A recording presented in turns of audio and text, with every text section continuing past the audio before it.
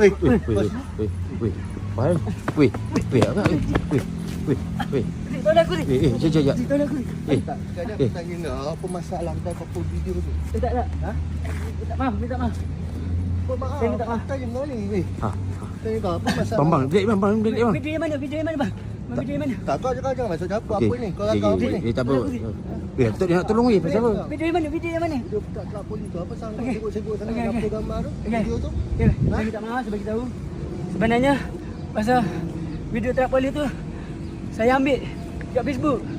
Tapi saya dapat tahu, saya dah kena dengar daripada jelasan diorang, benda tu memang dah dapat satu persetujuan daripada pihak diorang untuk diorang ambil buah. Dan Sekarang aku tak puas apa bukti yang kau mengatakan tu semua apa kau cakap ni? sebab Pau, nampak pau. macam dia pau buah, tapi tak. sebenarnya tak pau. Okey bang. Kau aku lipat. Dia tolong aku Zik. Aku tak boleh tolong brother ni besar. Saya minta maaf. Minta kau buat hal kau dan sebut hal orang. Kau faham tak aku cakap? Okey, faham. Aku bagi kau last warning lagi tau. Okey, faham. Tahu? Minta maaf. Kau dengar ni yang aku cakap? Dengar. Betul? Ya. Dah aku belah. Okey. Kau minta maaf tu lah kat rakyat Malaysia tu.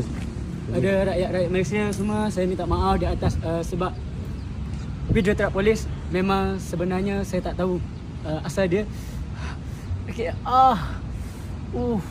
okey, saya minta maaf kan. Jadi saya dah tahu, saya akan take down video trap polis tersebut.